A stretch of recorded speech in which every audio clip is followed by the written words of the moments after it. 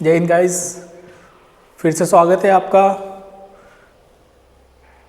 हमारे online platform the science park पर।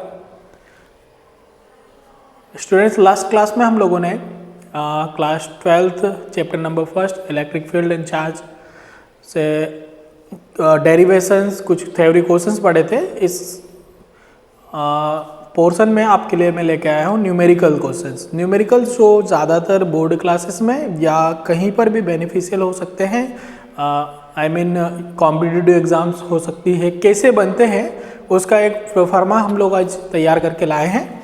तो चलिए स्टार्ट करते हैं सेशन।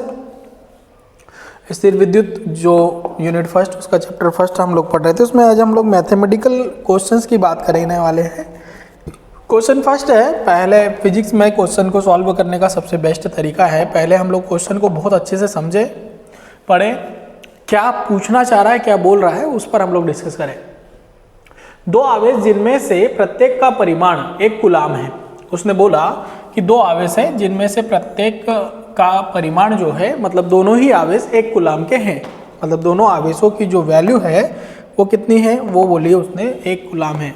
तो सॉल्यूशन में हम लोग पहले तो ये देख ले कि गिवन क्या है, मतलब दिया है हमें, जो दिया है वो क्या दिया हुआ है, तो दिया है कि दो आवेश मतलब Q1 बराबर Q2 दोनों एक ही इसमें दिए हुए हैं। तो हम लोग मान लें कि सर दो आवेश है जिनका जो परिमाण है वो कितना है, 1 कूलाम है। वो हम लोगों ने डिस्कस कर लिया कि 1 कूलाम है सर। एक दूसरे से 1 मीटर की दूरी पर रखे हुए हैं, मतलब जो दूरी दी हुई है, हम लोग अगर दूरी की बात करें तो दूरी जो गिवन है वो कितनी दी हुई है, 1 मीटर दूरी दी हुई है। तो क्या उसने बोला है, 2 पॉइंट में हमें सॉल्व करने के लिए बोला है। तो पोर्शन ए जो है उसको हम लोग यहाँ पर कवर कर रहे हैं। यदि वे वायु में हो तो दोनों के बीच लगने वाले बल की गणना कीजिए। दो आवेशों के मध्य लगने वाले बल के परिमाण के लिए हम लोगों ने पढ़ा है कूलाम का नियम, कूलाम्स लॉ हम लोगों ने पढ़ रखा है कि क्या होता है।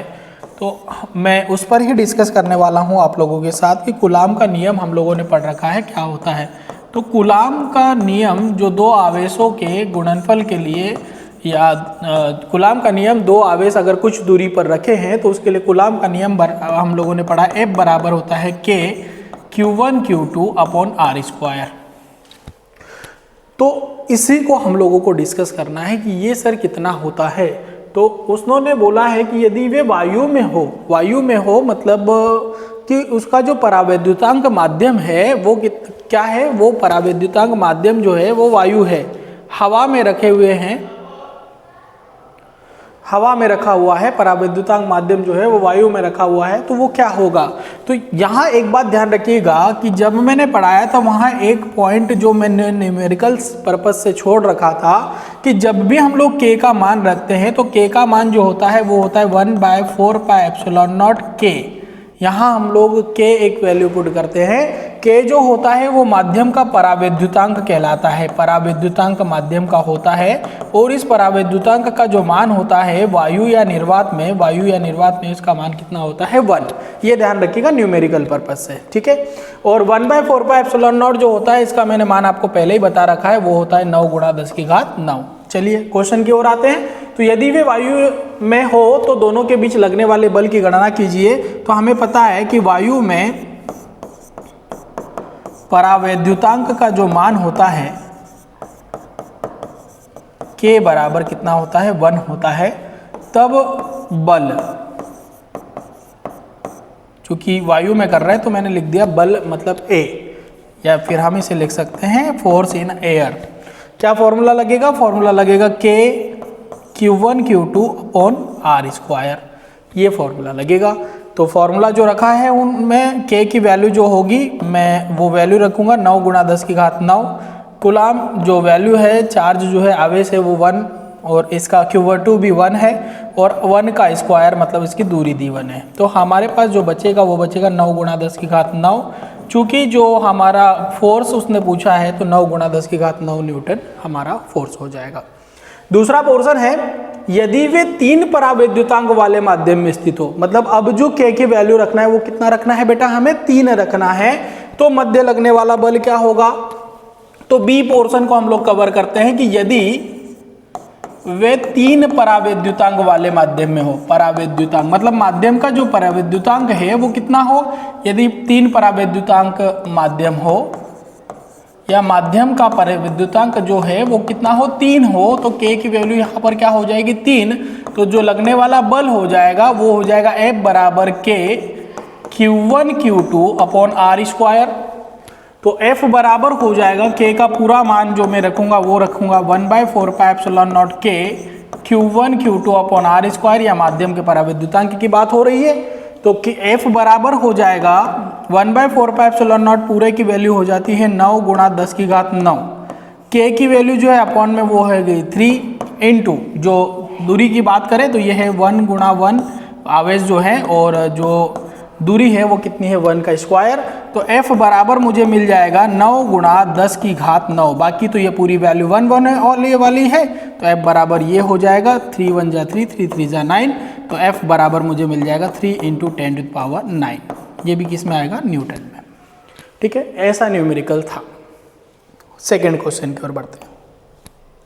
क्वेश्चन नंबर सेकेंड है, वायु में एक दूसरे से 30 सेंटीमीटर दूरी पर रखे, वायु में मतलब हवा में रखा है, एक दूसरे से 30 सेंटीमीटर दूरी पर रखे हैं 2 छोटे आवेशित गोलों पर क्रमशः 2 गुणा 10 की घात ऋण 7 कूलाम तथा 3 गुणा 10 की घात ऋण 7 कूलाम आवेश है, उनके बीच कितना बल है ये हमें ज्ञात करना है। तो इससे रिलेटेड हमें क्वेश्चन समझना है। तो इसको पहले ये समझिए कि सबसे पहली चीज तो परावैद्युतांक क्या दिया है वायु में मतलब यहाँ पर जो K की वैल्यू परावैद्युतांक जो हम लोग अपॉन में रखते हैं उस K का मान कितना हो जाएगा बेटा, 1 हो जाएगा। चलिए दूसरी बात जो उसने गिवन है, तो पहले हम लोग वही बात कर लेते हैं कि दिया क्या क्या है, हमें जो गिवन टर्म है उसकी बात कर लेते हैं सॉल्यूशन में। तो दिया है, सबसे पहली चीज जो गिवन है वो हमें R दिया हुआ है, R दिया है 30 सेंटीमीटर में दिया है, मुझे इसको मीटर में मीन्स स्टैंडर्ड यूनिट में चेंज करना ही होगा। तो चेंज करने के लिए 30 सेंटीमीटर को मुझे मीटर में लाना है। ठीक है, अब आपको पता है कि अगर मैं कन्वर्जन की बात करूं तो कन्वर्जन जो होता है 1 मीटर बराबर होता है 100 सेंटीमीटर, या मैं इसे 1 मीटर बराबर लिख सकता हूं 10 की घात ऋण 2 सेंटीमीटर। मुझे मीटर में जाना है तो ये जो 10 की पावर 2 है -2 है, सेंटीमीटर से हम लोग किसकी तरफ जा रहे हैं, मीटर की तरफ जा रहे हैं, तो किससे मल्टीप्लाई करना होगा, 10 की पावर -2 से। तो 30 सेंटीमीटर को मीटर में कन्वर्ट करना है तो ये हो जाएगा 30 × 10⁻² मीटर। आगे बात समझ में।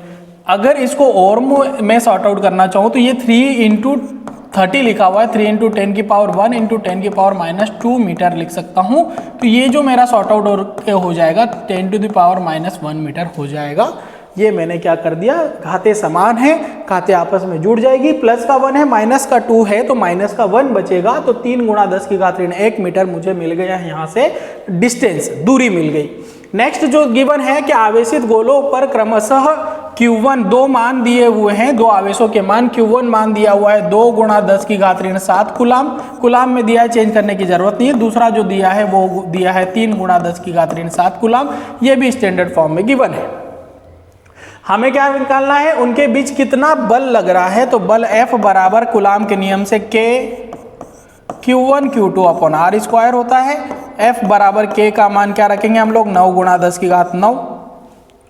Q1 का वैल्यू क्या है, तो Q1 बराबर हमें लिखा है हम लोगों ने, Q1 बराबर है जो गिवन है 2 गुणा 10 की घात ऋण 7 गुणा Q2 का वैल्यू क्या है 3 गुणा 10 की घात ऋण 7 और पूरे के अपॉन में R का स्क्वायर जो डिस्टेंस मैंने निकाली है वो है 3 गुणा 10 की घात ऋण 1 का वर्ग या स्क्वायर गिवन है।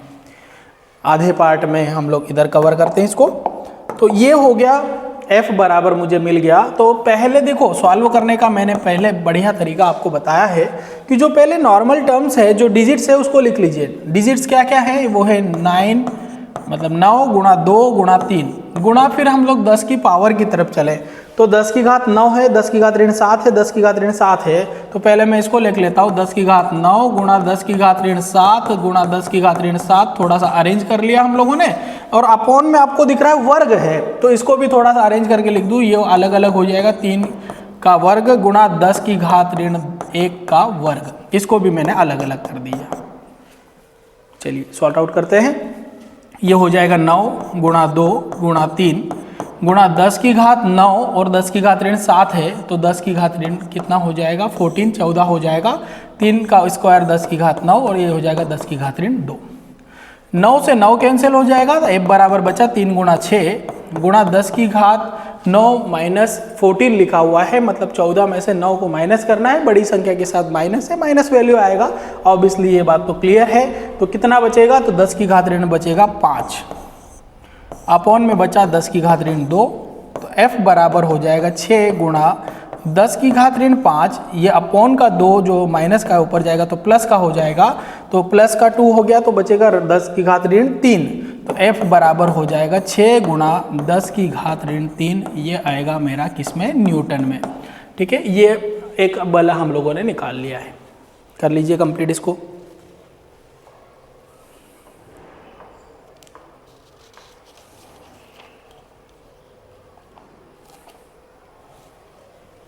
चलिए नेक्स्ट क्वेश्चन की ओर बढ़े। नेक्स्ट क्वेश्चन है 4 गुणा 10 की घात ऋण 9 कूलाम इंटू मीटर द्विध्रुव आघूर्ण का कोई विद्युत द्विध्रुव 5 गुणा 10 की घात 4 न्यूटन पर कूलाम परिमाण के किसी एक समान विद्युत क्षेत्र की दिशा से 30 डिग्री पर संरेखित है। द्विध्रुव पर कार्यरत बल आघूर्ण का परिमाण परिकलित कीजिए। वेरी इंपॉर्टेंट क्वेश्चन, बहुत बढ़िया क्वेश्चन है। सॉल्यूशन की बात करें उतना ही सिंपल है, ज़्यादा कोई डिफिकल्ट क्वेश्चन नहीं है। पहले तो जो गिवन टर्म है जो हमें दिया हुआ है, पहले हम लोग वहां से क्वेश्चन को सॉर्ट आउट करने की कोशिश करें। कूलाम इंटू मीटर द्विध्रुव आघूर्ण दिया है सर, तो हमें पता है P बराबर जो होता है द्विध्रुव आघूर्ण P से दर्शाते हैं। P बराबर हमें दिया हुआ है 4 गुणा 10 की घात ऋण 9 कूलाम इंटू मीटर। दूसरा जो दिया है न्यूटन पर कूलाम परिणाम के किसी विद्युत क्षेत्र में, मतलब विद्युत क्षेत्र की तीव्रता हमें गिवन है। E बराबर कितनी दी हुई है, 5 गुणा 10 की घात 4 न्यूटन अपॉन कूलाम। ठीक है, आगे जो गिवन है हमें बोला है कि किस दिशा में रखा है, तो थीटा बराबर गिवन है हमें 30 डिग्री की दिशा में रखा हुआ है।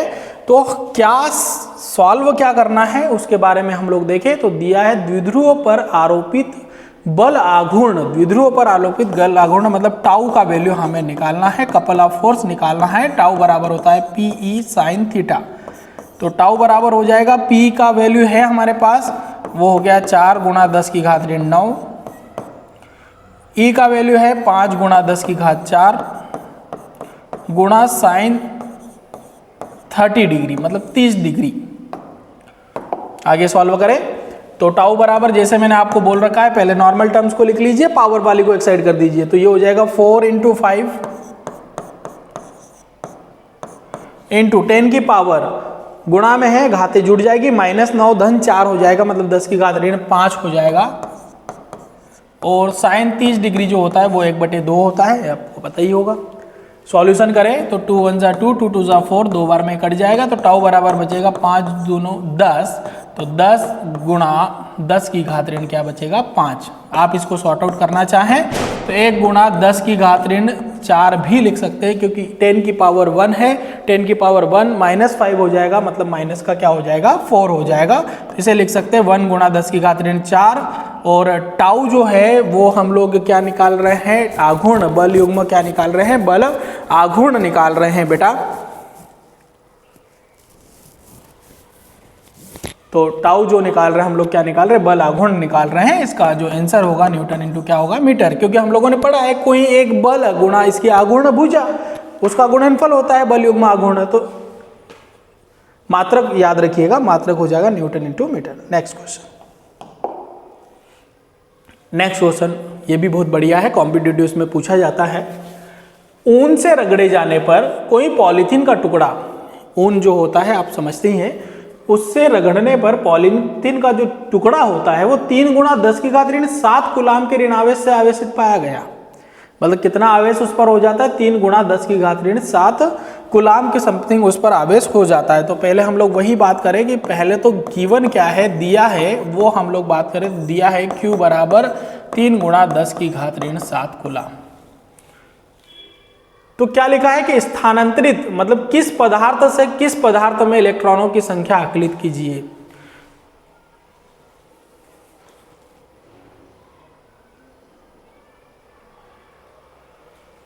स्थानांतरित मतलब जो है, ऐसा पूछा है उसने कि ऊन से रगड़े जाने पर कोई पॉलीथीन का टुकड़ा, मतलब दो पदार्थ कौन से हो गए, एक ऊन हो गया और एक क्या हो गया, पॉलीथीन हो गया। तो उसने बोला कि किस पदार्थ से किस पदार्थ में इलेक्ट्रॉनों की संख्या जा रही है। तो पहले तो हम लोग इलेक्ट्रॉनों की संख्या का आकलन कर लेते हैं। उसके लिए हमें क्या करना होगा, इलेक्ट्रॉनों की संख्या के लिए हमें लगाना पड़ेगा क्वांटीकरण सिद्धांत। क्वांटीकरण सिद्धांत क्या होता है, क्वांटीकरण सिद्धांत में हम लोगों ने पढ़ा है Q बराबर होता है Ne। यहां से मुझे n निकालना है तो n बराबर हो जाएगा Q/E। नंबर्स निकाल सकते हैं हम, इलेक्ट्रॉनों की संख्या का आकलन करना है तो n बराबर हो जाएगा, Q का वैल्यू कितना है, गिवन है हमारे पास Q 3 × 10⁻⁷ कूलम और 1.6 × 10⁻19 जो मूलभूत आवेश होता है उसका मान इतना होता है। सॉल्व कर लीजिए। n बराबर 3, पहले तो पावर्स को हम लोग सॉल्व कर रहे हैं तो ये हो जाएगा 3/1.6 इंटू 10⁻⁷ ऊपर है, ये जाएगा ऊपर तो किसका हो जाएगा बेटा, प्लस का हो जाएगा, ये बात ध्यान रखिएगा। सॉल्व करेंगे तो n बराबर हो जाएगा 3/1.6 इंटू 10⁻⁷ प्लस 19, मतलब 10 की पावर कितनी बच जाएगी, 12। पॉइंट हटाएंगे, यहाँ जुड़ेगा 0 तो n बराबर हो जाएगा 30/16 गुणा 10⁻12। अब आप इसको आसानी से सॉल्व कर सकते हैं, 16 से मल्टीप्लाई कर दीजिए तो 16 से एक बार में जाएगा, दो बार में जाएगा तो 32, 32 ज़्यादा हो जाएगा तो एक बार में ही गया तो हम लोगों ने पॉइंट लगा दिया। जो हमारे पास बचा 16 के बाद जो बचेगा वो 14 के समथिंग कुछ बचेगा। तो हमारा जो वैल्यू, इसको सॉर्ट आउट करने के बाद जो हमारा वैल्यू आने वाला है या आएगा वो वैल्यू क्या होगा, तो 16 से एक बार डिवाइड करने के बाद जो बचेगा वो 14 बच जाएगा। 14 16 से डिवाइड नहीं होता है तो पॉइंट लगाएंगे, मतलब वो 140 बन जाएगा, 8 टाइम्स समथिंग कुछ जाएगा ये, ठीक है। सॉल्यूशन जो बनाएंगे तो 1.87 इंटू 10⁻12 के समथिंग इसका आंसर आएगा। वो नंबर है, संख्या हम लोग निकाल लेंगे, ठीक है। संख्या निकालने के बाद उसने पूछा है कि ये कहाँ से कहाँ स्थानांतरण हुआ है, तो इलेक्ट्रॉनों का जो स्थानांतरण हुआ है वो कहाँ से कहाँ तक हुआ है, ऊन से पॉलीथीन की ओर हुआ है, ऊन से पॉलीथीन में इसका स्थानांतरण हुआ है, ये भी हमें बताना था। तो ये जो स्थानांतरण हुआ है ये कहाँ से कहाँ तक हुआ है, ऊन से पॉलीथीन की ओर इसका स्थानांतरण हुआ है, क्योंकि उसने लिखा है कि ऋणावेश से आवेशित किया गया है, इसलिए इसको हम लोग ये लिखेंगे। और दूसरा क्वेश्चन गिवन है कि क्या ऊन से पॉलीथीन में संहति का स्थानांतरण भी होता है, बिल्कुल सही है, हाँ ऊन से स्थानांतरण होता है, ऊन से पॉलीथीन में संहति का स्थानांतरण होता है। संहति मतलब जो हम लोगों ने बना रखा है, इलेक्ट्रॉनों का जो कॉम्बिनेशन है वो उससे पॉलीथीन में स्थानांतरित होता है। तो बिल्कुल सही बात है, क्योंकि जब रगड़ने पर चार्ज प्रोड्यूस हो रहा है, सीधी सी बात ध्यान रखिएगा आप, तो चार्ज प्रोड्यूस हो रहा है तो संहति का स्थानांतरण भी होगा ही होगा, ठीक है। Thank you so much guys, next lecture में मिलते हैं, थैंक यू।